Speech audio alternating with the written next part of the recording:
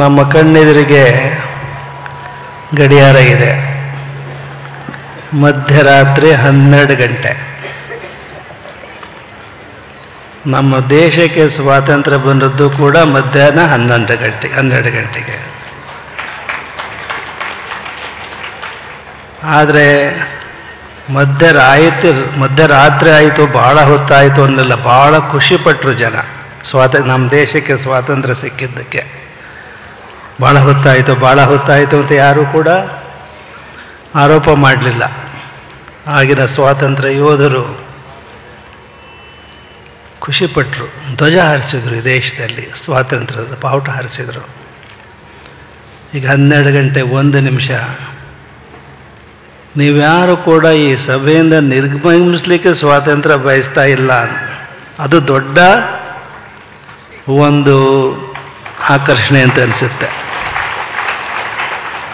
ಬೇಗ ಬಿಟ್ಟರೆ ಸಾಕು, ಮನೆ ಸೇರಿಕೊಳ್ಬೇಕು ಅನ್ನೋ ಮನೋಧರ್ಮ ನಿಮ್ಮಲ್ಲಿಲ್ಲ.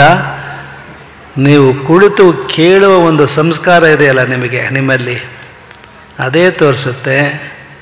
ನೀವು ಇಲ್ಲೇ ಇದ್ದರೆ ಸಾಕು, ನಾವು ಮನೆಗೆ ಹೋಗದೇ ಇದ್ರೂ ಚಿಂತೆ ಅಲ್ಲ, ರಾತ್ರಿ ಎಲ್ಲ ಇಲ್ಲೇ ಇರ್ಬೋದು ಅನ್ನೋವಷ್ಟು ಮನಸ್ಥಿತಿ, ಶಾಂತ ಸ್ವಭಾವ ನಿಮ್ಮಲ್ಲಿ ಇದೆಯಲ್ಲ, ಅದನ್ನು ಬಹಳ ಮೆಚ್ಚಬೇಕಾದಂಥ ಸಂಗತಿ. ಇದನ್ನು ಹಾಸ್ಯಮಯವಾಗಿ ಹೇಳೋದಾದರೆ, ಮನೆಗೆ ಹೋದರೆ ಹೆಂಡತಿ ಭಾಳ ಗಲಾಟೆ ಆಗುತ್ತೆ ಅಂತ ಕೂತಿದ್ದೀರೇನೋ ಅಂತ ಹೇಳ್ಬೇಕಾಗ್ಬಿಡತ್ತೆ. ಬೇಜಾರಾಗಿ ಕೂತಿದ್ದೀರಾ? ಇಲ್ಲ. ನಮ್ಮ ಎಡಬಲದಲ್ಲಿ ಪುರುಷರ ಸಮಾನವಾಗಿ ಸ್ಥಾನಮಾನವನ್ನು ಗಳಿಸಿರತಕ್ಕಂಥ ಮಹಿಳೆಯರೇನಿದ್ದಾರೆ, ಇದು ನಾವು ಭಾಳ ಹೆಮ್ಮೆ ಪಡ್ಕೊಳ್ಬೇಕಾದಂಥ ಒಂದು ಸಂಗತಿ. ಇವತ್ತಿನ ಸಭೆ ಅಲ್ಲಿಂದ ನೋಡಿದರೆ ಇದೇನು ಮಹಿಳಾ ಅಧಿವೇಶನ ತರಳಬಾಳು ಹುಣ್ಣಿಮೆಯಲ್ಲಿ ಅಂತ ಅನಿಸ್ಬೋದೇನೋ ಬೇರೆಯವರಿಗೆ. ಈ ತಾಯಂದರು ವೇದಿಕೆ ಮೇಲಿರೋರು, ಕೆಳಭಾಗದ ತಾಯಂದರು ಇರೋರು, ಇವರು ಯಾರೂ ಇಲ್ಲದೆ ಹೋಗಿದ್ದರೆ ಸ್ವಾಮಿಗಳು ಇಲ್ಲ, ನೀವು ಇಲ್ಲ.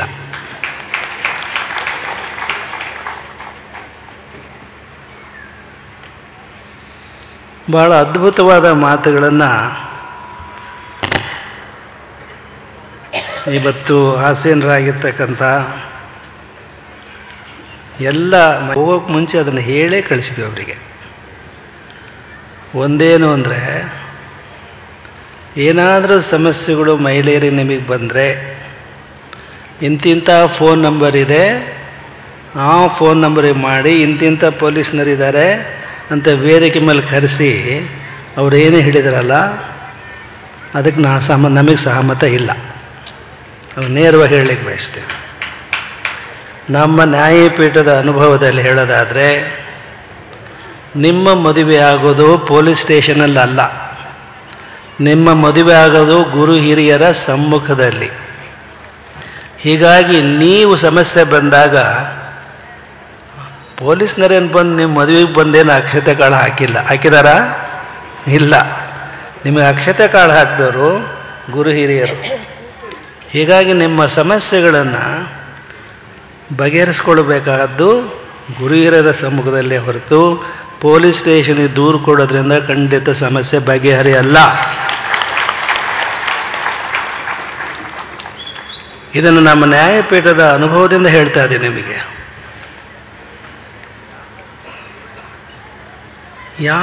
ನಮ್ಮ ನ್ಯಾಯಪೀಠದ ಅನೇಕ ಕೇಸುಗಳು ಬಂದಿವೆ ನಮಗೆ. ಅನೇಕ ವರ್ಷಗಳಿಂದ ಗಂಡ ಹೆಂಡತಿಯರ ಮಧ್ಯೆ ವಿರಸ ಉಂಟಾದಾಗ ಯಾವ ಮಹಿಳೆ ಪೊಲೀಸ್ ಸ್ಟೇಷನಿಗೆ ಹೋಗ್ತಾಳೋ ಅವರು ಖಂಡಿತ ತನ್ನ ಮಾಂಗಲ್ಯವನ್ನು ಕಳ್ಕೊಳ್ತಾಳೆ ಅಂತ ಹೇಳೋಕ್ಕೆ ಇಷ್ಟಪಡ್ತೀವಿ. ಯಾತಕ್ಕಾಗಿ ಅಂದರೆ, ಯಾರು ಅಲ್ಲಿ ಹೋದಾಗ ಗಂಡ ಇದ್ದಾನಲ್ಲ, ಅವನು ಎಷ್ಟು ಅವನು ಮತ್ತಷ್ಟು ಮನಸ್ಸನ್ನು ಕೆಡಿಸ್ಕೊಳ್ತಾನೆ ಅಂದರೆ ಅದು ಇಷ್ಟಪಡಲ್ಲ ಅವನು. ನಮ್ಮ ನ್ಯಾಯಪೀಠದಲ್ಲಿ ಅನೇಕ ರಾಜ್ಯಸಂಧಾನ ಮಾಡಿಸಿದ್ದೀವಿ. ಪತಿ ಪತ್ನಿಯರ ಮಧ್ಯೆ ವಿರಸ ಉಂಟಾದಾಗ ಭಾಳಷ್ಟು ಪ್ರಯತ್ನ ಮಾಡಿದ್ದೀವಿ. ತುಂಬ ಯಶಸ್ವಿಯಾಗಿದ್ದೀವಿ ಅದರಲ್ಲಿ.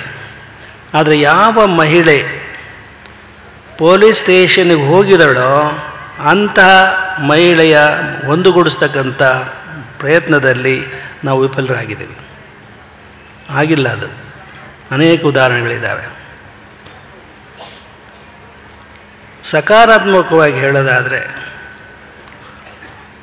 ಒಂದು ಮಾತು ನಿಮಗೆ ಹೇಳೋದಾದರೆ, ಒಂದು ಉದಾಹರಣೆ ಮುಖಾಂತರ ಹೇಳ್ತೀನಿ ನಿಮಗೆ. ಪೊಲೀಸ್ ಸ್ಟೇಷನಿಗೆ ಹೋಗದೇ ಇದ್ದರೂ ಸಹ ಗುರು ಸಾನ್ನಿಧ್ಯದಲ್ಲಿ ಬಂದಾಗ ಹಿರಿಯರ ಸಮಕ್ಷ ಕೂತ್ಕೊಂಡು ಮಾತಾಡಿದಾಗ ಹೇಗೆ ಸಮಸ್ಯೆಗಳು ಬಗೆಹರಿತವೆ ಅನ್ನೋದಕ್ಕೊಂದು ಉದಾಹರಣೆ. ನಮ್ಮ ಅನೇಕ ಸಂದರ್ಭದಲ್ಲಿ ನಾವು ಹೇಳಿದ್ದೀವಿ ಮಾತನ್ನು, ಘಟನೆಯನ್ನು. ಪ್ರಾಯಶಃ ವೇದಿಕೆ ಮೇಲೆ ಇರ್ತಕ್ಕಂಥವರಿಗೆ ಆ ಘಟನೆ ಗೊತ್ತಿರಲಿಕ್ಕಿಲ್ಲ, ಇನ್ನೂ ಕೆಲವರಿಗೆ ಗೊತ್ತಿರಲಿಕ್ಕಿಲ್ಲ. ಭಾಳ ವರ್ಷಗಳ ಹಿಂದೆ, ಸುಮಾರು 20-25 ವರ್ಷ ಆಗಿರ್ಬೋದು ಹಿಂದೆ, ಒಬ್ಬ ಮಹಿಳೆ ನಮ್ಮ ನ್ಯಾಯಪೀಠಕ್ಕೆ ಬಂದಿದ್ಲು. ಚಿಕ್ಕ ಕೂಸು. ದೂರು ಯಾರ ಮೇಲೆ ಅಂದರೆ ಗಂಡನ ಮೇಲೆ. ಏನು ದೂರು? ನನ್ನ ಗಂಡ ಚಿತ್ರದುರ್ಗ ಕೋರ್ಟ್ನಲ್ಲಿ ಡೈವರ್ಸ್ ಕೇಸ್ ಹಾಕಿದ್ದಾನೆ, ಬುದ್ಧಿ ತಾವು ತಮ್ಮ ತಿಳಿ ಹೇಳಿ ಒಂದುಗೂಡಿಸ್ಬೇಕು ನಮ್ಮನ್ನು ಅಂತ ಬಂದಿದ್ಲು. ನಾವು ಆಕೆ ಗಂಡನಿಗೂ ಮತ್ತು ಮಾವನಿಗೂ ನೋಟಿಸ್ ಕಳಿಸಿದ್ದೀವಿ. ಇಬ್ಬರು ಹಾಜರಾದರು ನಾವು ಕೊಟ್ಟ ದಿನಾಂಕದಂದು. ನಾವು ಅವನು ಕೇಳಿದ್ವಿ, ಏನಪ್ಪ ಇಲ್ಲಿ ನಿಂತಿರೋಳು ಯಾರೋ ಈಕೆ? ನಾನು ಹೆಂಡ್ತಿ ಅಂತ ಒಪ್ಕೊಂಡ. ಏನೋ ಸಮಸ್ಯೆ, ಯಾಕೋ ನೀನು ಕೋರ್ಟಿಗೆ ಹೋಗಿದ್ದೆ ಅಂತ, ವಿವಾಹ ವಿಚ್ಛೇದನಕ್ಕೆ ಯಾಕೋ ಅಂತ ಕೇಳಿದ್ದೀವಿ. ಅವನು ಕೊಟ್ಟಂಥ ಉತ್ತರ ನಮ್ಮನ್ನು ದಿಗ್ಭ್ರಮೆ ಉಂಟು ಮಾಡ್ತು. ಈಕೆಗೆ ದಿನ ಒಂದೊಂದು ಲವ್ ಲೆಟ್ರ್ ಬರ್ತವೆ, ನಾನು ಹೆಂಗೆ ಈಕೆ ಜೊತೆ ಸಂಸಾರ ಮಾಡಲಿ ಅಂತ. ನಾವು ಆ ಮಹಿಳೆ ಕೇಳಿದ್ವಿ, ಏನಮ್ಮ ನಿಜನ ನಿನ್ನ ಗಂಡ ಆರೋಪ ಮಾಡೋದು ಅಂತ ಕೇಳಿದ್ವಿ. ಹೌದು ಅಂತ ಒಪ್ಕೊಳ್ಳೋಕೆ. ಅಲ್ಲಮ್ಮ, ನೀನು ಒಪ್ಕೊಳ್ತದೆಯಾ ಆರೋಪನ? ಮತ್ತು ಹೇಗಮ್ಮ ನಿನ್ನ ಜೊತೆಗೆ ಗಂಡ ಸಂಸಾರ ಮಾಡ್ತಾನೆ ಅಂತ ಕೇಳಿದ್ವಿ. ಅದಕ್ಕಾಗಿ ಹೇಳಿದ್ಲು, ನನಗೆ ಲವ್ ಲೆಟರ್ಸ್ಗಳು ಬರ್ತಾರ ನಿಜ ಬುದ್ಧಿ, ಆದರೆ ಯಾರು ಬರೀತದನೋ ನನಗೆ ಗೊತ್ತಿಲ್ಲ ಅಂತ ಹೇಳ್ತಾಳೆ. ಇದನ್ನ ಹೇಗೆ ಪರೀಕ್ಷೆ ಮಾಡ್ಬೇಕು ಹೇಳಿ? ನಾವೆಲ್ಲ ಲೆಟ್ರ್ ಇಟ್ಟಿದ್ದೇನಮ್ಮ ಅಂತ ಕೇಳಿದ್ವಿ. ಹೌದು ಇದೆ ನನ್ನ ಹತ್ರ ಅಂತ. ತಂದು ತೋರಿಸ್ತೀಯಾ ಅಂತ ಕೇಳಿದ್ವಿ. ಖಂಡಿತ ತರ್ತೀನಿ ಅಂದ್ಲು. ಮುಂದಿನ ಹಿಯರಿಂಗಿಗೆ ಆಕೆ ತೊಗೊಂಬಂದ್ಲು ಇನ್ಲೈನ್ ಲೆಟರ್ಸ್, 100 ಇನ್ಲೈನ್ ಲೆಟರ್ಸು ಬಂಡ್ಲು ಮಾಡ್ಕೊಂಡು ತಂದು ಕೊಟ್ಟಳು, ನಮ್ಮ ಎದುರಿಗೆ ಇಟ್ಲು. ಇನ್ನೊಬ್ಬರ ಪತ್ರವನ್ನು ನಾವು ಓದಬಾರ್ದು. ಅದರಲ್ಲೂ ಆ ಮಹಿಳೆಗೆ ಬರೋದಂಥ ಪತ್ರ ನಾವು ಸ್ವಾಮಿಗಳಾದವರು ಓದಿ ಸರಿನೇ. ನಾವು ಅದನ್ನು ಒಂದೊಂದೇ ಹೀಗೆ ಪತ್ರವನ್ನ ಮೇಲೆ ಕಣ್ಣು ಹಾಯಿಸಿದ್ವಿ. ಆದರೆ ನಾವು ನೋಡ್ತಾ ಇದ್ದದ್ದು ಪತ್ರಗಳನ್ನೆಲ್ಲ ಆ ಮಹಿಳೆಯ ಮುಖದ ಮೇಲಿನ ಭಾವವನ್ನು ನಾವು ನೋಡ್ತಾ ಇದ್ವಿ. ಆಕೆ ಮುಖದಲ್ಲಿ ಮುಗ್ಧತೆ ಇತ್ತು, ಯಾವುದೇ ಕೃತ್ರಿಮತೆ ನಮಗೆ ಕಾಣಿಸ್ತಿಲ್ಲ. ಆದರೆ ಗಂಡನ್ನು ಮನವೊಲಿಸೋದು ಹೇಗೆ? ನಾವೇನು ಮಾಡಿದ್ದೀವಿ, ಎಲ್ಲರೆದುರಿಗೆ ಚಿತ್ರದುರ್ಗದ SP ಅವರಿಗೆ ಫೋನ್ ತೊಗೊಂಡ್ವಿ. ನೋಡಿ, ಈ ಮಹಿಳೆಗೆ ಯಾರೋ ಒಬ್ಬರು ಲವ್ ಲೆಟ್ರ್ ಬರೀತದಾನೆ, ಅವನು ಯಾರು ಅಂತ ಮಫ್ತಿಯಲ್ಲಿ ನೀವು ಹುಡುಕಿಸಿ ಪತ್ತೆ ಹಚ್ಚಬೇಕು ಅಂತ ಅದನ್ನು ಸೀಲ್ ಮಾಡಿ ನಾವು 3 ತಿಂಗಳಿಗೆ ಅವಕಾಶ ಮಾಡಿಕೊಟ್ವಿ. ಯಾರಿಗೆ? SP ಅವರಿಗೆ ಸೀಲ್ ಮಾಡಿ ಕಳಿಸಿದ್ವಿ. ನಮ್ಮ ನ್ಯಾಯಪೀಠದಲ್ಲಿ ಕೂತಿದ್ರಲ್ಲ ಜನ, ಅವ್ರಿಗೆಲ್ಲ ವಿಷಯ ಅದು ಹೇಗೋ ಹರಡ್ತು ಸಮಾಜದಲ್ಲಿ. ಮಾರನೇ ದಿನವೇ ಅವಳಿಗೆ ಬರ್ತಾ ಇರ್ತಕ್ಕಂಥ ಪ್ರೇಮ ಪತ್ರಗಳು ನಿಂತು. 1-2 ತಿಂಗಳಾದ ಮೇಲೆ ಆಕೆಯ ಗಂಡ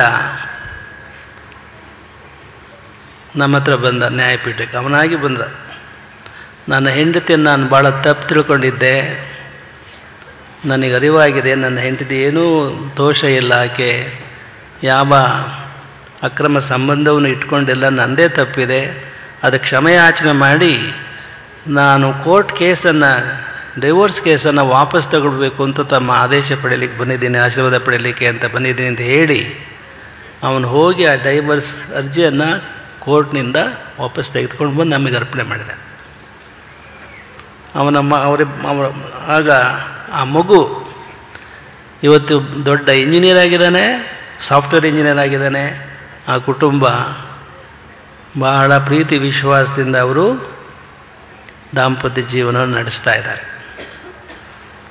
ಇದು ಕೋರ್ಟಿಗೆ ಹೋಗಿದ್ರೆ ಏನಲ್ಲ, ವಕೀಲ ನೇಮಿಸ್ಕೊಂಡು ಹೋಗಿದ್ರೆ ಏನಾಗ್ತಿತ್ತು ಹೇಳಿ? ಸತ್ಯವನ್ನೇ ಹೇಳುತ್ತೇನೆ, ಸತ್ಯವನ್ನಲ್ಲದೆ ಬೇರೆ ಏನೇನೂ ಹೇಳುವುದಿಲ್ಲ ಅಂತ ಹೇಳಿಸಿದ್ರು ಸಹ ವಕೀಲರು ನೀನು ಹಿಂಗೇ ಸುಳ್ಳು ಹೇಳಬೇಕು ಅಂತ ಹೇಳ್ಕೊಟ್ಟಿರ್ತಾರೆ.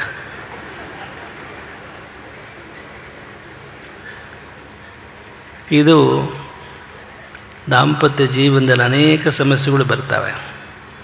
ಇವತ್ತು ತುಂಬ ಬಹಿರಂಗವಾಗಿ ಎಲ್ಲ ನಮ್ಮ ಹಿರಿಯ ಮಹಿಳೆಯರು ಎಷ್ಟು ತಮ್ಮ ಜೀವನದ ಘಟನಾವಳಿಗಳನ್ನು ಅವರು ನಿರೂಪಿಸಿದರು. ನಾವು ಮದುವೆಗೆ ಹೋದಾಗ, ಮದುವೆ ಮಂಟಪಕ್ಕೆ ಹೋದಾಗ ಆ ವೇದ ಮಂತ್ರಗಳನ್ನು ಏನು ಹೇಳ್ತಾರೆ ಅವು ಯಾವೂ ಗೊತ್ತಾಗಲ್ಲ ದಂಪತಿಗಳಿಗೆ. ಅವರು ಮದುವೆ ಆಗೋ ಅವಸರದಲ್ಲಿರ್ತಾರೆ, ಬೀಗರು ಉಣೋ ಅವಸರದಲ್ಲಿರ್ತಾರೆ. ನಾವು ಮದುಮಕ್ಕಳಿಗೆ ಅವರ ಆಶೀರ್ವಾದಕ್ಕೆ ಅಂತ ಬಂದಾಗ ನಾವೊಂದು 3 ಪ್ರಶ್ನೆ ಕೇಳ್ತೀವಿ.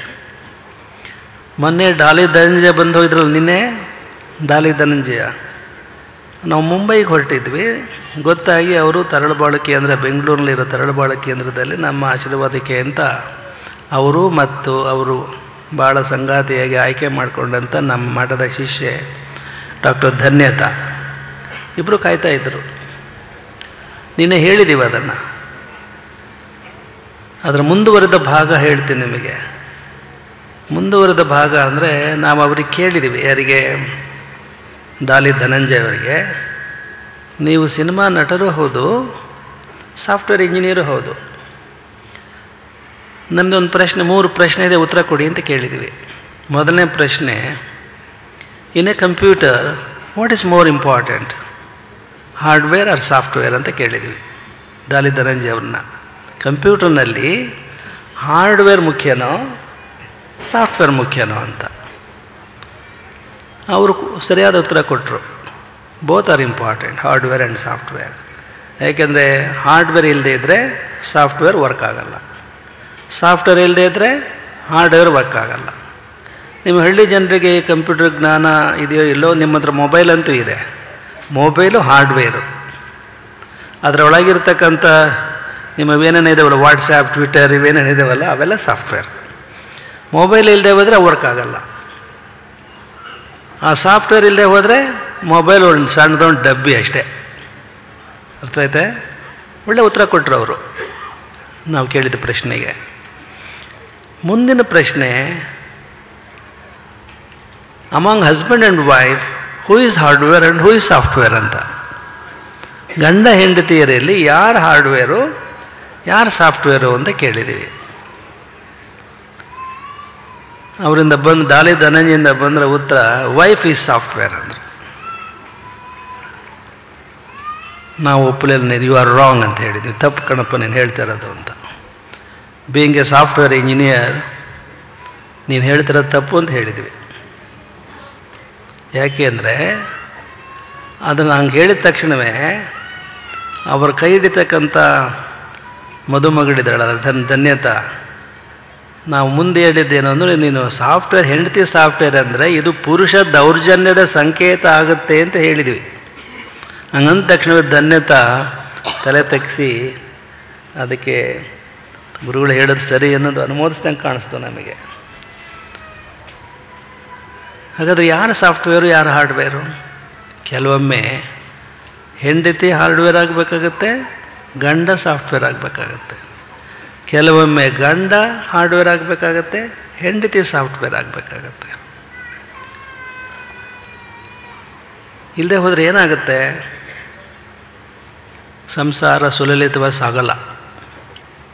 ಮುಂದಿನ ಪ್ರಶ್ನೆ ಕೇಳಿದ್ವಿ, ಸಾಫ್ಟ್ವೇರ್ನಲ್ಲಿ ಇದು ಬರುತ್ತೆ, ಏನು ಬಗ್ಸ್ ಅಂತ ಬರ್ತವೆ. ಬಗ್ಸ್ ಬಂದಾಗ ಏನು ಮಾಡ್ತೀರಿ ಅಂತ ಕೇಳಿದ್ವಿ software engineering. We try to debug ಅಂತ ಹೇಳಿದರು ಧನಂಜಯ. ಎಷ್ಟೋ ನೀನು ಡಿಬಗ್ ಮಾಡೋಕ್ಕೆ ಪ್ರಯತ್ನ ಮಾಡಿದ್ರು ಅದು ಆಗಲ್ಲಪ್ಪ, ಅವಾಗ ಏನು ಮಾಡ್ತೀಯ ಅಂದು. ಅವ್ರು ಮುಂದೆ ಉತ್ತರ ಕೊಡಲಿಕ್ಕೆ ಹಿಂಜರಿದ್ರು. ನಾವು ಅವ್ರಿಗೆ ಹೇಳಿದ್ವಿ, ನೋಡಪ್ಪ, ಡೀಬಗ್ ಮಾಡೋಕ್ಕೆ ನಿನ್ನ ಕೈಲಿ ಆಗಲಿಲ್ಲ ಅಂತಂದರೆ ಯಾರು ಹೆಚ್ಚು ಪರಿಣಿತರು ಇರ್ತಾರೋ ಅವ್ರನ್ನ ಕೇಳಬೇಕು. ಒಂದು ಎಚ್ಚರಿಕೆಯ ಮಾತು, ಗಂಡ ಹೆಂಡರಲ್ಲಿ ನಿಮಗೆ ಇಲ್ಲಿ ಬರೀ ಅವ್ರಿಗೆ ಅಷ್ಟೆಲ್ಲ ಹೇಳೋದು, ಅವ್ರ ಮುಖಾಂತರ ನಿಮಗೆಲ್ಲರಿಗೂ ಹೇಳ್ತೀವಿ. ನಿಮ್ಮಲ್ಲಿ ದಾಂಪತ್ಯ ಜೀವನದಲ್ಲಿ ಏನಾದರೂ ಸಮಸ್ಯೆಗಳು ಉದ್ಭವಿಸಿದರೆ ಮೊದಲನೇದಾಗಿ ಸ್ಟೇಷನಿಗೆ ಹೋಗಬಾರ್ದು, ಪೊಲೀಸ್ ಸ್ಟೇಷನಿಗೆ. ಎರಡನೇದು, ಯಾರು ಬೀಗರು ಬಂದು ಉಂಡು ಹೋಗಿರ್ತಾರಲ್ಲ ಅವ್ರ ಮನೆಗಂತೂ ಖಂಡಿತ ನೀವು ಹೋಗಬಾರ್ದು. ಅರ್ಥವಾಯ್ತು ನಿಮಗೆ? ಅಲ್ಲಿ ಮತ್ತಷ್ಟು ದ್ವೇಷದ ತುಪ್ಪ ಸುರಿದು ನೀವು ನಿಮ್ಮನ್ನು ಕೋರ್ಟ್ಗಳಿಗೆ ಸುತ್ತರಿಸ್ತಾರೆ ಅವರೆಲ್ಲರೂ ಬಂದುಂಡು ಹೋದವರು. ತಪ್ಪು ತಿಳ್ಕೊಬೇಡಿ ನೀವು. ನಿಮ್ಮ ತಂದೆ ತಾಯಿಗಳು ಕೂಡ ಹೇಳಬಾರ್ದು ಸಮಸ್ಯೆಗಳನ್ನು. ಮತ್ತಷ್ಟು ಅಲ್ಲೇನಾಗುತ್ತೆ ಅಂದರೆ, ಹುಡುಗನ ತಂದೆ ಮಗನ ಪರವಾಗಿ ವಹಿಸ್ತಾರೆ, ಹುಡುಗಿಯ ತಂದೆ ತಾಯಿಗಳು ತನ್ನ ಮಗಳ ಪರವಾಗಿ ವಹಿಸ್ತಾರೆ. ದೊಡ್ಡ ಕುರುಕ್ಷೇತ್ರ ಯುದ್ಧವೇ ಶುರುವಾಗಿಬಿಡುತ್ತೆ. ಮತ್ತು ಪರಿಹಾರ ಏನಿದಕ್ಕೆ? ನಮ್ಮ ಅನುಭವದಲ್ಲಿ ಹೇಳೋದಾದರೆ, ಮದುವೆ ಆದ ಮೇಲೆ you have to identify your best friends. ಬಹಳ ನಿಮ್ಮನ್ನು ಪ್ರೀತಿಸ್ತಕ್ಕಂಥ ಆತ್ಮೀಯ ಸ್ನೇಹಿತರನ್ನು ಗುರ್ಸ್ಕೋಬೇಕು ನೀವು. ವರ ತನ್ನ ಆತ್ಮೀಯ ಸ್ನೇಹಿತರನ್ನು ಗುರ್ಸ್ಕೋಬೇಕು, ವಧು ತನ್ನ ಆತ್ಮೀಯ ಗೆಳತಿಯರನ್ನು ಐಡೆಂಟಿಫೈ ಮಾಡ್ಕೋಬೇಕು. ಸಮಸ್ಯೆಗಳೇನೇ ಇದ್ದರೂ ಯಾವ ನೆಂಟರಿಸ್ಟ್ರು ಆಗ್ಬೋದು, ಅದರಲ್ಲಿ ಅನ್ಬಯಾಸ್ಡ್ ಆಗಿರ್ತಕ್ಕಂಥ ನೆಂಟರಿಸ್ಟ್ರು ಯಾರು, ನಿಜವಾಗಿ ನಿಮ್ಮ ಶ್ರೇಯಸ್ಸನ್ನು ಕೋರ್ತಕ್ಕಂಥ ನೆಂಟರಿಸ್ಟ್ರು ಯಾರು ಅನ್ನೋದು ಗುರ್ಸ್ಕೋಬೇಕು. ಅವರಿಲ್ಲದೆ ಹೋದರೆ ಸೆಕೆಂಡ್ ಸ್ಟೆಪ್ ಸ್ನೇಹಿತರು. ಅವರು ಸ್ನೇಹಿತರು ಯಾರು ತಪ್ಪು ಯಾರ್ದು ಸರಿ ಅಂತ ಅವ್ರಿಗೆ ವಿವೇಚನೆ ಇರುತ್ತೆ. ಅವರು ಹೇಳಿದ ಮೇಲೆ ಇಲ್ಲ ನಿಂದೆ ಕಣೋ ತಪ್ಪು ಅಂದರೆ, ಇಲ್ಲಮ್ಮ ನಿಂದೆ ತಪ್ಪು ಅಂದರೆ, ನಿಮಗೇನೇನೋ ಮಂತ್ರ ಹೇಳ್ಕೊಟ್ಟಿರ್ತಾರಲ್ಲ, ಅವೇನು ಅರ್ಥ ಆಗಲ್ಲ ನಿಮಗೆ. ಒಂದು ಇಂಗ್ಲೀಷ್ನಲ್ಲಿ ಒಬ್ಬ ಅಜ್ಞಾತ ಕವಿ ಬರೆದಿರೋದಿದೆ ಒಂದು ಮಂತ್ರ ದಾಂಪತ್ಯ ಜೀವನದ ಯಶಸ್ಸಿಗೆ. ಇಂಗ್ಲೀಷ್ ಭಾಷೆಯಲ್ಲಿದೆ. ನಿಮ್ಮ ಸ್ನೇಹಿತರು ನೀನು ತಪ್ಕೊಳೋ ಅಂತ ಹೇಳಿದರೆ, if you are wrong you must accept it. ನೀನು ತಪ್ಪು ಅಂತ ಹೇಳಿದರೆ ನೀನು ಅದನ್ನ ಒಪ್ಕೋಬೇಕು, ಯಾವ ಬಿಗುಮಾನ ಇಲ್ದೇನೆ. ನಿಂದೆ ಸರಿ ಕಣೋ ಅಂದರೆ, ಇಫ್ ಯು ಆರ್ ರಾಂಗ್ ನಿಂದೆ ಸರಿ ಕಣೋ ಅಂತ ಅಲ್ಲ, ಇಫ್ ಯು ಆರ್ ರೈಟ್ ನಿಂದೆ ಸರಿ ಅಂತ ಹೇಳಿದರೆ you must keep your mouth shut. ನೀನು ಬಾಯಿ ಮುಚ್ಕೊಂಡು ತೆಪ್ಪಗಿರ್ಬೇಕು ನೀನು ಸರಿ ಇದ್ದರೆ. ಅರ್ಥವಾಯ್ತಾ ನಿಮಗೆ? ನಂದೇ ಸರಿ ಅಂತ ನೀನು ದಾಳಿ ಮಾಡೋಕ್ಕೆ ಹೋಗಬಾರ್ದು ಹೆಂಡತಿ ಮೇಲೆ. ಬಾಯಿ ಮುಚ್ಕೊಂಡು ತೆಪ್ಪಗಿರಬೇಕು. ಅದೇ ರೀತಿ ಹೆಂಡತಿ ತಪ್ಪು ಮಾಡಿದರೆ ಆಕೆನೂ ಬಾಯಿ ಮುಚ್ಚಿಕೊಂಡು ತೆಪ್ಪಗಿರಬೇಕು, ಸರಿ ಇದ್ದರೆ. ನಾವು ಹುಣ್ಣಿಮೆಯಲ್ಲೆಲ್ಲ ಒಂದು ಕಥೆ ಹೇಳ್ತಾ ಇರ್ತೀವಿ, ನಿಮಗೆ ನೆನಪಿರ್ಬೋದು, ಹೇಗೆ ಸಂಸಾರದಲ್ಲಿ ವೈಮನಸ್ಸುಗಳು ಉಂಟಾಗ್ತವೆ ಅಂತ ಹೇಳಿ. ಒಬ್ಬ ಹಳ್ಳಿ ಯುವಕ ಮದುವೆಯಾಗಿ ವರ್ಷನೂ ಆಗಿರಲ್ಲ, ಬೇಸಾಯಕ್ಕೆ ಅಂತ ಹೋಗ್ತಾನೆ. ಹೋಗ್ತಾ ದಾರಿಯಲ್ಲಿ ಒಂದು ಹೊಳಪಾದಂಥದ್ದು ಏನೋ ಸಿಗುತ್ತೆ, ಅದು ಕೈ ತಗೊಳ್ತಾನೆ. ಅದು ಕನ್ನಡಿ.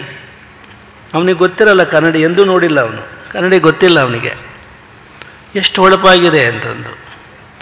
ಅದನ್ನು ತಗೊಂಡು ಬಂದು ಮನೆಯಲ್ಲಿ ತನ್ನ ಕಪಾಟಿನಲ್ಲಿ ಇಟ್ಟು ಬೀಗ ಹಾಕ್ತಾನೆ.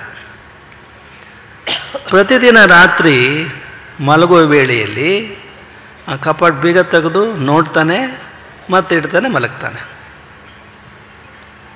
ಅದರಲ್ಲಿ ಅವನು ಮುಖ ಕಾಣ್ತಾ ಇರುತ್ತೆ, ನನ್ನ ಮುಖ ಅಂತ ಅವನು ತಿಳ್ಕೊಳ್ಳಲ್ಲ. ಯಾರು ಎಷ್ಟು ಸುಂದರವಾಗಿದ್ದಾನಲ್ಲ ಇವನು, ನನಗಿಂತ ಸುಂದರವಾಗಿದ್ದಾನೆ ಅಂತ ಅವನು ಹೇಳ್ತಾನೆ. ಅವನಿಗೆ ಗೊತ್ತಿಲ್ಲ ಅದು ಕನ್ನಡಿ ಅವನೇ ರಿಫ್ಲೆಕ್ಟ್ ಮಾಡಿದೆ ಅಂತ. ಹೆಂಡ್ತಿಗೆ ಅನುಮಾನ ಬಂದುಬಿಡುತ್ತೆ, ನನ್ನ ಗಂಡ ದಿನ ಈ ಬೇಗ ತೆಗೆದು ಕಪಾಟಿನಲ್ಲಿರೋದು ಏನೋ ನೋಡ್ತದನಲ್ಲ, ಏನಿರ್ಬೋದು ಅಂತ ಆಕೆಗೆ ಕುತೂಹಲ ಉಂಟಾಗತ್ತೆ. ಒಂದು ಸರಿ ಗಂಡ ದೀರ್ಘವಾಗಿ ಗಾಢವಾದ ನಿದ್ರೆ ಮಾಡ್ತಿದ್ದಾಗ ಅವನ ಸೊಂಟದಲ್ಲಿದ್ದಂಥ ಬೀಗದ ಕೈ ತಗೊಂಡು ಓಪನ್ ಮಾಡ್ತಾಳೆ. ಕನ್ನಡಿ ಆಕೆಗೂ ಗೊತ್ತಿಲ್ಲ ಕನ್ನಡಿ ಅಂತ. ನೋಡ್ತಾಳೆ, ಅದರಲ್ಲಿ ಸುಂದರವಾದ ಹುಡುಗಿ ಕಾಣಿಸ್ತಾ ಇರ್ತಾಳೆ. ತಂದೆ ಮುಖ ಅಂತ ಗೊತ್ತಿಲ್ಲ ಆಕೆಗೆ. ಓ ನನ್ನ ಗಂಡ ಯಾಕೆ ದಿನ ನೋಡ್ತಾನೆ ಅಂತ ನನಗೆ ಈಗ ಅರ್ಥವಾಯಿತು ಅಂತ ಹೇಳಕ್ಕೆ. ಅತ್ತೆ ಹತ್ರ ಹೇಳ್ತಾಳೆ, ಅತ್ತೆ ನಾನು ಎಷ್ಟು ಪ್ರೀತಿ ಮಾಡ್ತೀನಿ ಗಂಡನ್ನ ನೋಡಿ, ಇದು ಯಾರನ್ನೋ ಬೇರೆಯವ್ರನ್ನ ಪ್ರೀತಿ ಮಾಡ್ತದ ನನ್ನ ಗಂಡ, ಸ್ವಲ್ಪ ನೀವು ಮಗನಿಗೆ ಬಿದ್ದು ಹೇಳಿ ಅಂತಂದು. ಅತ್ತೆ ಅಂದರೆ ಅವನ ತಾಯಿ ಬೀದ ಕೈಯನ್ನು ಸೊಸೆಯಿಂದ ತಗೊಂಡು ಆಕೆ ಬೀಗ ತೆಗೆದು ನೋಡ್ತಾಳೆ. ಆಕೆ ಮುಖ ಕಾಣಿಸುತ್ತೆ, ಆಕೆಗೂ ಕನ್ನಡ ಗೊತ್ತಿಲ್ಲ, ಮುದುಕಿಗೆ ಚಿತ್ರ ಕಾಣುತ್ತೆ. ಇವನು ಎಂಥ ಅಯೋಗ್ಯದ ನನ್ನ ಮಗ, ಹೋಗಿ ಎಷ್ಟು ಸುಂದರವಾದ ಸೊಸೆ ಇದ್ದಾಳೆ, ಯಾವಣ್ಣ ಮುದುಕಿಯನ್ನು ಇವನು ಪ್ರೀತಿಸ್ತದನಲ್ಲ ಅಂತ ಅವನು ಆಕೆ ಸಿಟ್ಟಿಗೆ ಬಂದುಬಿಡುತ್ತೆ. ಕೊನೆಗೆ ಅವರು ಗುರುಗಳ ಹತ್ರ ಬರ್ತಾರೆ, ನನ್ನ ಮಗ ಭಾಳ ದಾರಿ ತಪ್ಪಿಡಿದಾನೆ, ತಾವು ಬುದ್ಧಿ ಹೇಳಬೇಕು ಅಂತ. ಗುರುಗಳಿಗೂ ಗೊತ್ತಿಲ್ಲ ಕನ್ನಡಿ ಏನು ಅಂತ. ನೋಡ್ತಾರೆ, ಅವ್ರ ಮುಖ ಕಾಣುತ್ತೆ. ಏನಮ್ಮ ನಿನ್ನ ಮಗನ ಮೇಲೆ ಎಷ್ಟು ಅನುಮಾನ ಪಡ್ತಿದ್ದಿ, ಎಷ್ಟು ಗುರುಪಾರಾಯಣ ಇದ್ದಾನೆ ಅವನು, ಅವನ ಮೇಲೆ ಆರೋಪ ಹೊರಿಸೋದಿಯಲ್ಲ ಅಂತ ಗುರುಗಳು ಅವರಿಗೆ ತಿಳಿ ಹೇಳ್ತಾರೆ. ಅವರಿಗೂ ಗೊತ್ತಿಲ್ಲ ಕನ್ನಡಿ ಅಂತ. ಈಗ ನೋಡ್ಕೊಡ್ಬೇಕಾದ್ದೇನು, ಯಾವ ಕನ್ನಡಿ ನೀವು ನೋಡ್ಕೋಬೇಕು, ನಿಮಗೆಲ್ಲರಿಗೂ ಗೊತ್ತಿದೆ ಕನ್ನಡಿ. ಈಗ ಅದೇನು ಅಪರಿಚಿತ ಏನಲ್ಲ. ನೀವು ನೋಡ್ಕೊಳ್ಬೇಕಾಗಿರೋದು ನಿಮ್ಮ ಆತ್ಮದೊಳಗಿರತಕ್ಕಂಥ ಸಾಕ್ಷಿ ಕನ್ನಡಿ, ಅದು ನೋಡ್ಕೋಬೇಕು. ಅದು ಯಾವಾಗಲೂ ರೆಕಾರ್ಡ್ ಮಾಡ್ಕೊಳ್ತಾ ಇರೋದು. ನೀವು ಮೊಬೈಲ್ ಮಾಡುವಾಗ ಯಾರು ಮಾತಾಡಿದ್ದನ್ನು ರೆಕಾರ್ಡ್ ಮಾಡ್ಕೊಳ್ಳುತ್ತಲ್ಲ, ಹಾಗೆ ನೀವು ಮಾಡುವ ಎಲ್ಲ ಕ್ರಿಯೆಗಳನ್ನು ನೀವು ಮೊಬೈಲ್ನಲ್ಲಿ ಯಾರ್ದೋ ವಾಯ್ಸ್ ರೆಕಾರ್ಡ್ ಮಾಡ್ಕೊಳ್ತಾರಲ್ಲ, ಹಾಗೆ ನಿಮ್ಮ ವರ್ತನೆಯನ್ನು ನಿಮ್ಮ ಆತ್ಮಸಾಕ್ಷಿ ಅದು ರೆಕಾರ್ಡ್ ಮಾಡ್ಕೊಳ್ತಾ ಇರುತ್ತೆ.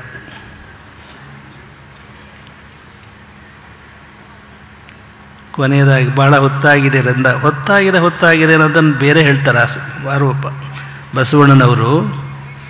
ಈ ಹೊತ್ತಾಗಿದೆ ಅಂತಿರಲ್ವ, ಈಗ ಅನೇಕರು ನೀವಲ್ಲ ಬೇರೆಯವ್ರು ಹೇಳ್ತಿರ್ಬೋದು, ಎಷ್ಟೊತ್ತು ನಡೀತಾ ಇದೆ ಈ ಕಾರ್ಯಕ್ರಮ ಅಂತ, ಹೊತ್ತಾಗಿದೆ ಅಂತ. ಬಸವಣ್ಣವರು ಈ ಶಬ್ದ ಬಳಸಿದ್ದಾರೆ ಒಂದು ವಚನದಲ್ಲಿ. ಹೊತ್ತಾರೆ ಎದ್ದು ಅಗ್ಗವಣಿ ಪತ್ರೆಯ ತಂದು ಹೊತ್ತು ಹೋಗದ ಮುನ್ನ ಪೂಜಿಸು ಲಿಂಗವ. ಹೊತ್ತಾರೆ ಅಂದರೆ ಅಷ್ಟೊತ್ತಿಗೆ ಬೆಳಗ್ಗೆ ಎದ್ದು ಅಗ್ಗವಣಿ ಮಡಿ ನೀರು ತಂದು ಹೂಪತ್ರೆ ತಂದು ಪೂಜಿಸು ಲಿಂಗವ. ಹೊತ್ತು ಹೋದ ಬಳಿಕ ನಿನ್ನ ನಾರು ಬಲ್ಲರು. ಭಾಳ ಹೊತ್ತಾದ ಮೇಲೆ ಅನ್ನೋ ಒಂದರ್ಥ. ಇನ್ನೊಂದು ಅರ್ಥ ಇದೆ, ಶ್ಲೇಷೆ ಅಂತಾರೆ ಸಂಸ್ಕೃತದಲ್ಲಿಗೆ. ಹೊತ್ತು ಹೋಗದ ಮುನ್ನ, ಭಾಳ ಹೊತ್ತಾಗ ಮುಂಚೆ ಪೂಜೆ ಮಾಡುವಂಥ ಒಂದು ಅರ್ಥ. ಇನ್ನೊಂದು, ನಿನ್ನನ್ನು ಹೊತ್ಕೊಂಡು 4 ಜನ ಸ್ಮಶಾನಕ್ಕೆ ತಗೊಂಡು ಹೋಗೋಕೆ ಮುಂಚೆ ಪೂಜೆ ಮಾಡೋ ಬೆಪ್ಪೇನು ಅರ್ಥ. ಹೊತ್ತು ಹೋಗದ ಮುನ್ನ ಪೂಜಿಸು ಲಿಂಗವ, ಹೊತ್ತು ಹೋದ ಬಳಿಕ ನಿನ್ನ ನಾರು ಬಲ್ಲರು. ಈ ರೀತಿ ಅದು ಹೊತ್ತು ಹೋಗೋದು ಅಂತಂದರೆ ಬರೀ ವೇಳೆ ಅಲ್ಲ, ನಿನ್ನ ಜೀವನ ಅವಸಾನಗೊಳ್ಳೋಕೆ ಮುಂಚೆ ನೀನು ದೇವರ ಧ್ಯಾನ ಮಾಡು ಅಂತ ಹೇಳಿ. ಇನ್ನು ಕೊನೆಯದಾಗಿ ಇದು ಇವತ್ತು ಹೇಳಿದ ನಮ್ಮ ಅಧ್ಯಕ್ಷೆಯವರಿಗೆ ಹೇಳಬೇಕಾಗಿತ್ತು. ನಾವು ಭಾಳ ಜನ ರಾಜಕಾರಣಿಗಳು ಹೇಳ್ತಾ ಬಂದಿದ್ದೀವಿ, ಒಂದು ಮಠದ ಸ್ವಾಮಿಗಳಾಗೋದು ಕಷ್ಟ ಏನಲ್ಲ, ಆದರೆ ಒಂದು ಮನೆಯ ಸೊಸೆ ಆಗೋದು ಇದೆಯಲ್ಲ, ಅದಕ್ಕಿಂತ ಕಷ್ಟವಾದ ಕೆಲಸ ಮತ್ತೊಂದಿಲ್ಲ ಅಂತ ನಾವು ಹೇಳಕ್ಕೆ ಬಯಸ್ತೀವಿ. ಒಂದು ಜಾನಪದ ಒಂದು ಇದಿದೆ, ಕವಿತೆ ಇದೆ. ಹಪ್ಪಾಳ ಮಾಡಿ ಆಳ ಹದ ಹಾಕಿ ಗಂಡನೂ ಬಡಿದಾನ ಕದ ಹಾಕಿ ಅಂತ. ಕೇಳಿದರೆ ಇದು ನೀವು? ಹಪ್ಪಾಳ ಮಾಡಿ ಆಳ ಹದ ಹಾಕಿ ಗಂಡನೂ ಬಡಿದಾನ ಕದ ಹಾಕಿ ಅಂತ. ಎರಡೇ ಸಾಲು. ನೀವೇನೇನೋ ಅಪಾರ್ಥ ತಿಳ್ಕೊಬೋದು. ಅದು ನಿಜವಾದ ಅರ್ಥ ಏನು ಅಂದರೆ, ಹೆಂಡತಿಗೆ ಹೇಳಿರ್ತಾನೆ ಅವನ ಗಂಡ, ಅವತ್ತು ನಾನು ಅಳಿಯೂಟಕ್ಕೆ ಬಂದಾಗ ಮಾಡಿದ್ದೆ ಅಲ್ಲ ಅಂಥದ್ದೊಂದು ಹಪ್ಪಳ ಮಾಡು ಅಂತ ಹೇಳಿದ್ದಾನೆ. ಆಕೆ ಹಪ್ಪಳ ಮಾಡಿದ್ದಾಳೆ. ಸಂಜೆ ಬರ್ತಾನೆ ಮಗ, ತಾಯಿ ಮಲ್ಕೊಂಡ್ಬಿಡ್ದೆ, ಮುನ್ಸ್ಕೊಂಡು ಸಿಟ್ಟಾಗಿ ಮಲ್ಕೊಂಡಿದ್ದಾಳೆ. ಏನವ ಯಾಕೆ ಊಟ ಮಾಡಿಲ್ಲ ಯಾಕೆ ಅಂತ. ಈಕೆ ಯಾರು ಕೇಳಿ ಹಪ್ಪಳ ಮಾಡಿದ್ಲು, ಈ ಮನೆ ಯಜಮಾಂತಿ ಯಾರು, ಆ ತೀರ್ಮಾನ ಆಗೋವರೆಗೂ ನಾನು ಊಟ ಮಾಡಲ್ಲ ಅಂತೇಳಿ. ಏನಾಯ್ತವ ಅಂತ. ಹೆಂಗೆ ಹಪ್ಪಳ ಮಾಡಿದ್ಲು? ನಾನು ಕೇಳಿಲ್ಲ, ಈಕೆ ಹೇಗೆ ಹಪ್ಪಳ ಮಾಡಿದ್ಲು? ಹೌದಾ, ನೀನು ಕೇಳಿಲ್ವಾ ಅಂತ ಹೇಳಿ ಅವನೇನು ಮಾಡ್ತಾನೆ, ದರ ಹೆಂಡತಿ ಹಾಕೊಂಡು ಹೋಗ್ತಾನೆ. ರೂಮ್ ಒಳಗೆ ಹೋಗಿ ದಪ್ ಅಂತ ಹೊಡಿತಾನೆ, ಬೋಲ್ಟ್ ಹಾಕಿ ಹೊಡಿತಾನೆ.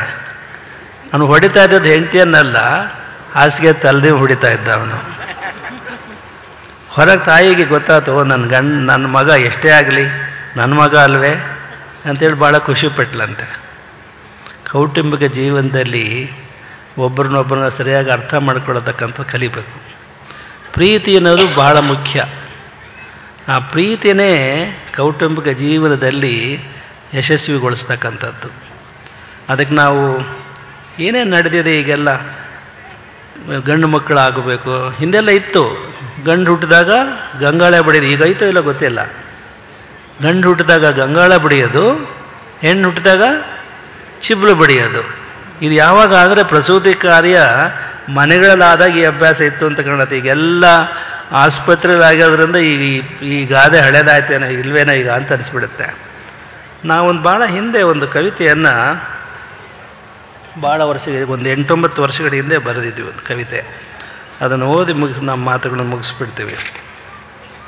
ವೈದ್ಯಕೀಯ ವಿಜ್ಞಾನ ಮುಂದುವರೆದಂತೆ ಕೆಲವೊಂದು ಕೌಟುಂಬಿಕ ಮತ್ತು ಸಾಮಾಜಿಕ ಸಮಸ್ಯೆಗಳು ಹೆಚ್ಚಿವೆ.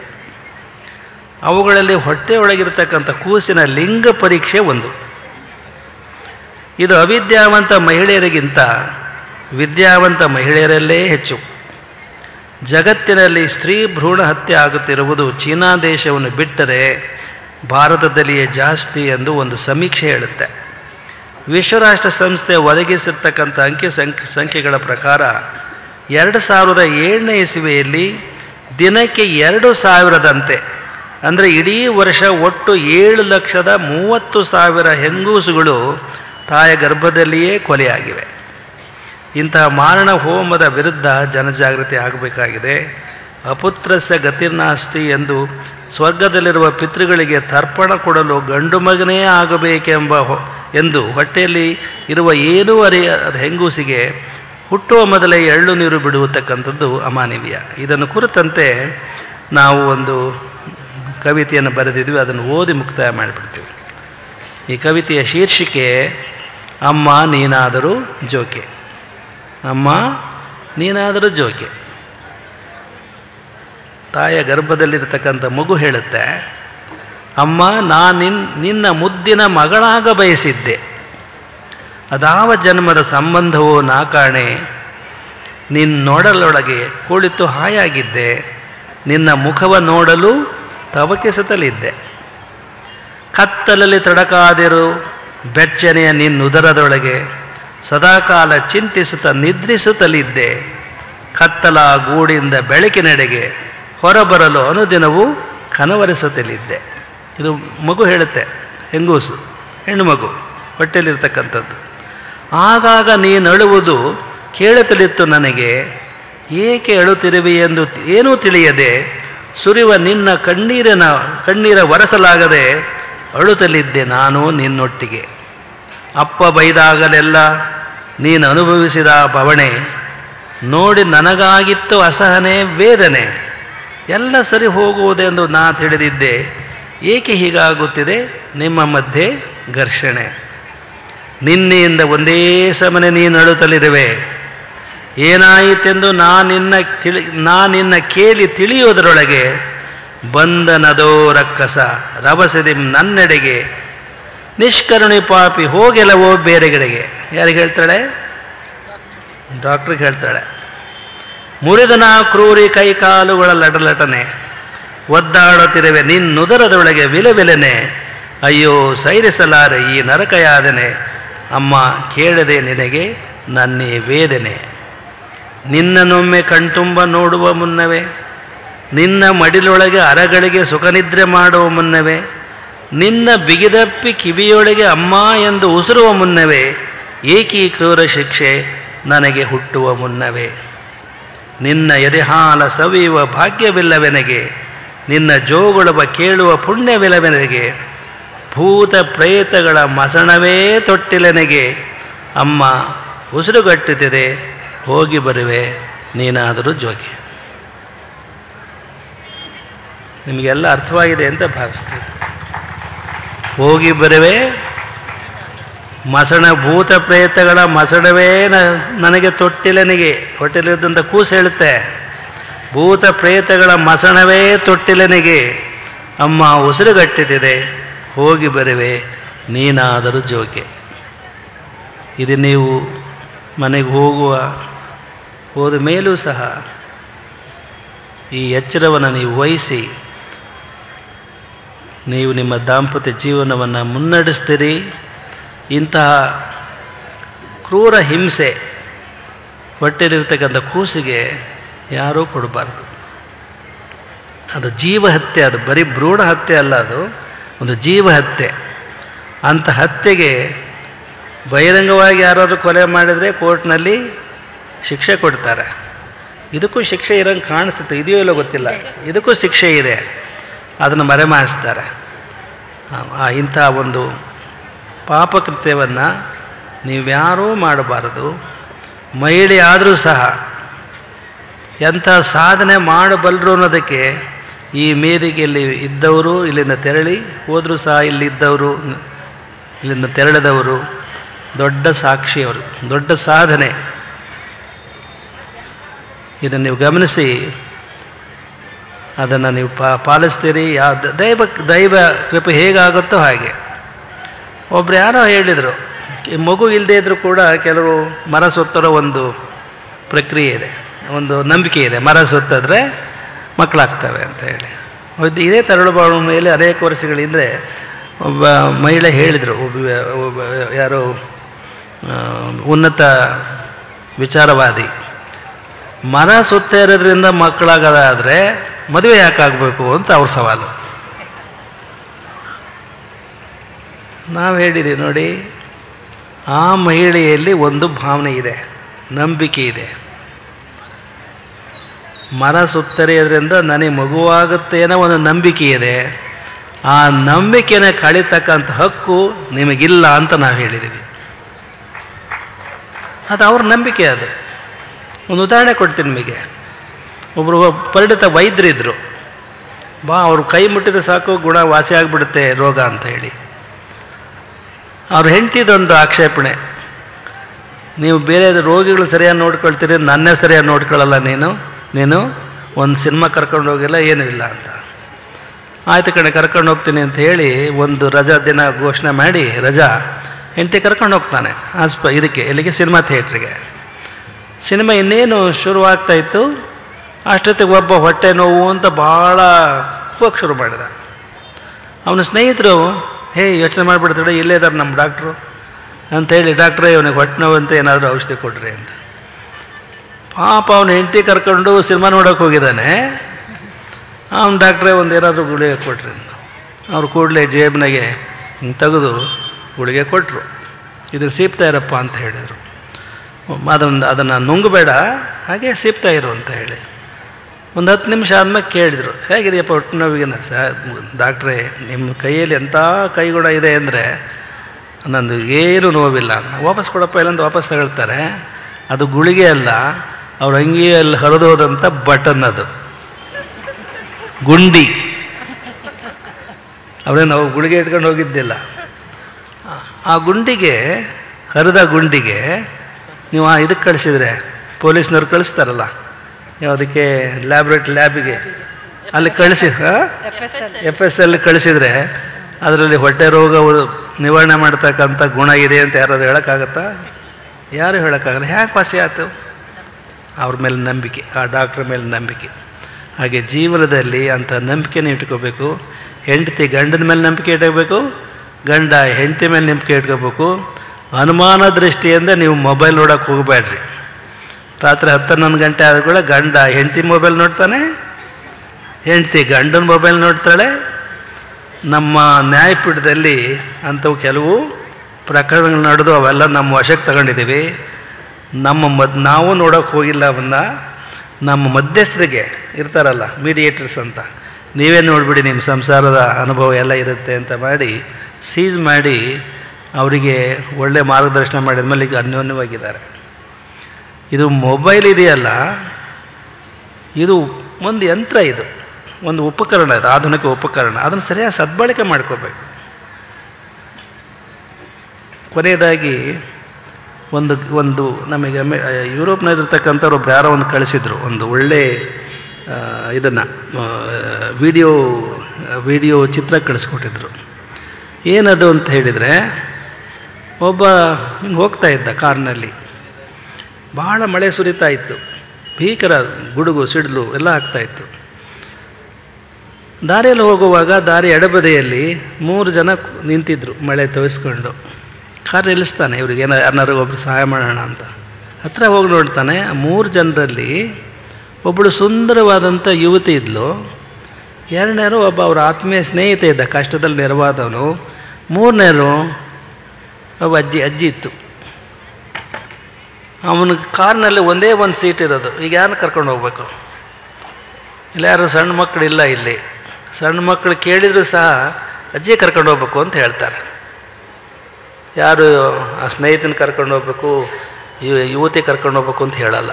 ಒಂದು ಸಣ್ಣ ಹುಡುಗ ಹೇಳ್ತಾನೆ ಅಜ್ಜಿ ಕರ್ಕೊಂಡು ಹೋಗ್ಬೇಕು ಅಂತ.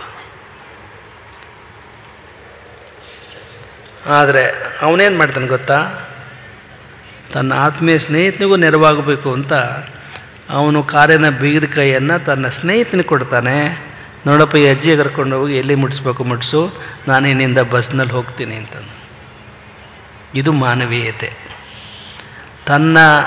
ತನಗೇನು ಬೇಕೋ ಅದನ್ನು ತ್ಯಾಗ ಮಾಡಿ ಇತರರವರಿಗೆ ನೆರವಾಗೋದಿದೆಯಲ್ಲ, ಅದು greatest service of the man kind. ಅದು ದೊಡ್ಡ ಸೇವೆ. ಅದು ಇದರ ಮಾರಲ್ ಇರೋದು. ಇದನ್ನು ಈ ಕಥಾನಕ ಹರಿಬಿಟ್ರೆ ನಿಮ್ಮ ವಾಟ್ಸಪ್ನಲ್ಲಿ ನೀವೇನು ಪ್ರತಿಕ್ರಿಯಿಸ್ಬೋದು ಹೇಳ್ರಿ? ಅಜ್ಜಿಗೆ ಸಹಾಯ ಮಾಡಬೇಕು ಅಂತಲಲ್ಲ, ಆ ಸ್ನೇಹಿತನಿಗೂ ಸಹಾಯ ಮಾಡಬೇಕು ಅಂತಲಲ್ಲ, ಅವ್ರನ್ನ ಸಾಗ ಹಾಕಿ ಆ ಹುಡುಗಿ ಜಗತ್ತಿ ಚಕ್ಕಂದ ಆಡಬೇಕು ಅಂತ ಬರೀತಿರಲ್ಲ ಹೇಳ್ರಿ, ಆತ್ಮಪೂರ್ವಕವಾಗಿ ಹೇಳಿ. ನೀವು ಬರೀತೀರ ಇಲ್ಲೋ? ಇಂತಹ ಕೆಟ್ಟ ಮನಸ್ಸು ಸಮಾಜವನ್ನು ಹಾಳು ಮಾಡ್ತಾ ಇದೆ. ಅದು ಹಾಗಾಗಿರಲಿ. ಈ ಹುಣ್ಣಿಮೆ ಬೆಳಕು ನಿಮ್ಮ ಬದುಕಿಗೆ ಒಂದು ಬೆಳದಿಂಗಳಾಗಲಿ ಅಂತ ಹಾರೈಸ್ತಾ, ಪರಮ ಪೂಜ್ಯ ಜಯೇಂದ್ರಪುರಿ ಮಹಾಸ್ವಾಮಿಗಳವರು, ಅವ್ರ ಗುರುಗಳು ನಮಗೆ ಚೆನ್ನಾಗಿ ಗೊತ್ತಿದ್ದರು, ತಿರುಚಿ ಮಹಾಸ್ವಾಮಿಗಳು ಅಂತ. ಅವ್ರನ್ನ ಭಾಳ ಹಿಂದೆ ದರ್ಶನ ಮಾಡ್ಕೊಂಡಿದ್ವಿ. ಅವರ ಪರಂಪರೆಯಲ್ಲಿ ಬಂದಂಥ ಈ ಗುರುಗಳು ಇಲ್ಲಿ ದಯಮಾಡಿಸಿ ಇಷ್ಟು ಸುದೀರ್ಘವಾಗಿ ಕಾರ್ಯಕ್ರಮದಲ್ಲಿ ಭಾಗವಹಿಸಿದ್ದಾರೆ. ಅವರಿಗೆ ಈ ಕರ್ನಾಟಕದಲ್ಲಿ ಜರ್ಮನ್ ಭಾಷೆ ಬರುತ್ತೆ ಅಂದರೆ ಅವರಿಗೆ ಮತ್ತು ನಮಗಿಬ್ಬರಿಗೆ ಮಾತ್ರ ಜರ್ಮನ್ ಭಾಷೆ ಬರೋದು. ನಾವು ಚೆನ್ನಾಗಿ ಮಾತಾಡ್ತಾರೆ ಜರ್ಮನ್ ಭಾಷೆಯಲ್ಲಿ. ನಾವು ವಿಯೆನ್ನಾ ವಿಶ್ವವಿದ್ಯಾಲಯದಲ್ಲಿ ಓದಿದ್ವಿ, ಅಲ್ಲಿ ಜರ್ಮನ್ ಭಾಷೆ ಇಲ್ಲದೆ ಅಡ್ಮಿಷನ್ ಸಿಗ್ತಿರ್ಲಿಲ್ಲ. ಅವ್ರು ಏನು ಕಾರಣ ಜರ್ಮನ್ ಭಾಷೆ ಅಭ್ಯಾಸ ಮಾಡಿದ್ರೋ ಗೊತ್ತಿಲ್ಲ, ನಮಗೆ ಖಾಸಿಗೆ ಕೇಳ್ತೀವಿ. ಆಮೇಲೆ ನಮ್ಮಿಬ್ಬರಿಗೆ ಜರ್ಮನ್ ಬರೋದು. ಅದು ಭಾಷೆ, ಎಷ್ಟು ಭಾಷೆಗಳು ಕಲಿತರೂ ತಪ್ಪೇನಿಲ್ಲ. ಮತ್ತಿನ್ನು ತುಂಬ ವಿಳಂಬ, ನಾಳಿನ ಕಾರ್ಯಕ್ರಮಕ್ಕೆ ವಿಳಂಬ ಆಗ್ತಾಯಿದೆ ಅಂತ ನಾವು ಹೇಳ್ತಾ, ನೀವೆಲ್ಲರೂ ಇಷ್ಟು ಸುದೀರ್ಘವಾಗಿ ಕುಳಿತು ಆಲಿಸಿದ್ದಕ್ಕೆ ನಾವು ಭಾಳ ಸಂತೋಷಪಟ್ಟು, ಇಲ್ಲಿ ಯಾರ ಹೆಸರನ್ನು ಹೇಳೋಣ, ಎಲ್ಲರೂ ಒಂದು ಈ ಫುಲ್ ಬೆಂಚ್ ಆಫ್ ಏನೋ ಹಾಲಿನ ಕೆರೆ ಪದರು ಇಲ್ಲಿದೆ.